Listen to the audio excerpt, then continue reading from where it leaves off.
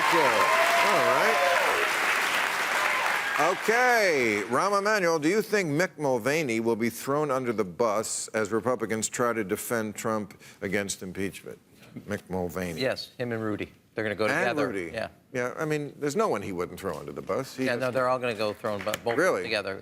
You have 16 wheels. You got a lot of people. So those are the first two. How come they don't, like, know in advance that they're going to get thrown under the bus? He's thrown Manafort under the bus and Michael Cohen. Like, don't you know going in that this ends with him discarding? How about this? Just, like, pick up the paper when they say that the president doesn't like you. It's like just put the clock on, and it's just a matter of hours. Yeah. He'll be out on the South Lawn saying, I never heard of him.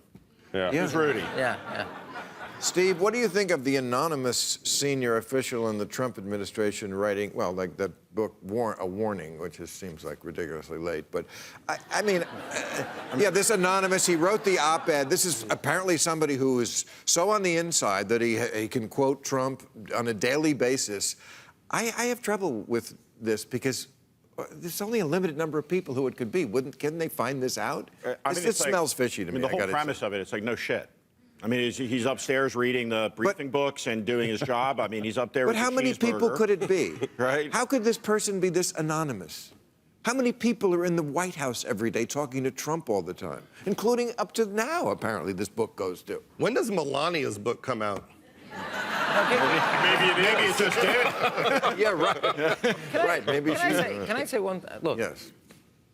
If you worked in the Clinton or Obama White House, you had a problem with a policy that hit you morally, you left. I don't know. I actually don't accept the notion that anonymously I'm going to write a book about how troubled you are. You're troubled? Leave.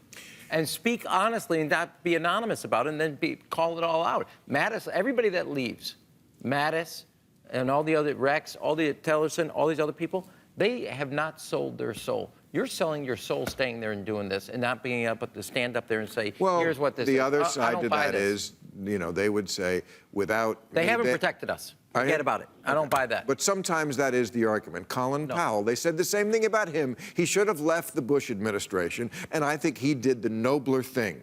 No, I'm going to stay because now I'm the only smart person in the room. You think who else is going to reign in Cheney and Rumsfeld? Me. He didn't do it. He went to the United Nations and read exactly the talking points. You don't know everything. You don't know what they could have went into Iran if he wasn't there. We don't know what didn't happen. No, but we do know what he had to do to stay in the price of staying when he was lip syncing what they gave him to read at the United Nations. Easy for you to say. I'm scared that suddenly I agree with Scaramucci. You know, there is medication for that. Yeah, he's come over. He's, okay, Governor Bullock, as someone determined to get money out of politics, what are your thoughts on the news that Tom Steyer sought to pay for endorsements in Iowa? Yeah, I mean, I've been earning endorsements the old-fashioned way. I've been earning them, talking to people, not buying them. But I think this does show even more the overall problem. Tom Steyer's a guy who bought his way onto the debate stage. He's buying his way along. And then you have one billionaire in the race and want to be billionaire in the White House. And with all due respect to Judge Judy, I don't think we need another billionaire in this race.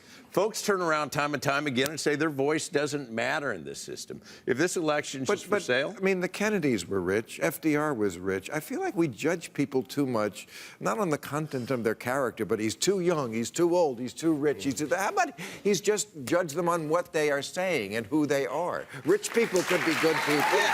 It doesn't mean you're oblivious to the plight of the needy. Look, I'm not saying that rich people can't be good people, but what I'm saying... Because Judd is filthy fucking rich. Yeah, with all due respect to all of you, list of movies I read, I mean, this guy is But what I'm saying is when regular voters just say their vote doesn't matter or their voice doesn't matter, when someone can turn around and say, all right, I'll spend $47 million in the last 2 months just to elevate it, makes the rest of the folks But money say doesn't always win. Trump got outspent by Hillary 2-1 and beat her. Here's what when you used Roosevelt and Kennedy, they didn't use their wealth as a way to prevent other people from having an opportunity. They actually saw their role in public life is make sure other people had a chance to walk through the door of opportunity. And they made major changes from the GI Bill to actually also the Peace Corps to give people a chance. And so wealth doesn't describe anything. It's what you do with your life to make a difference for other people's lives. That's what I was saying. I just trying to put it there in English. That's all I was trying to do.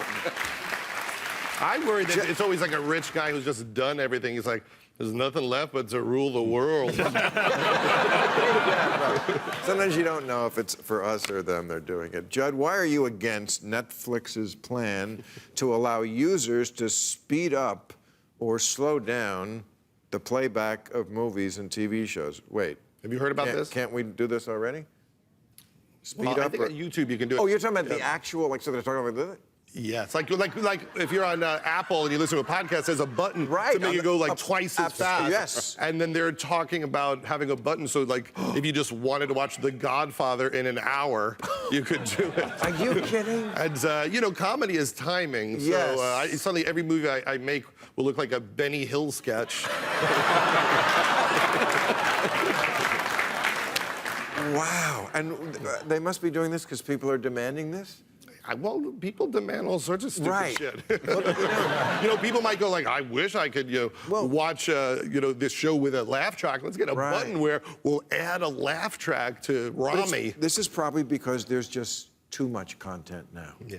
There's just so many things that you want to watch. You Or gotta speed through attention them. span is shorter. And you don't remember Yes. any of it. This is the problem. You don't remember any of it. My wife and I were watching Narcos season 2, and it'd been like a year since season 1 was on, and we're like, is Escobar a good guy or a bad guy? He's the bad. Oh, I could use this. In a couple cabinet meetings, I could have used the speed channel. Like, I get there fast. All right. Thank you, guys. Thank you, audience. You were terrific.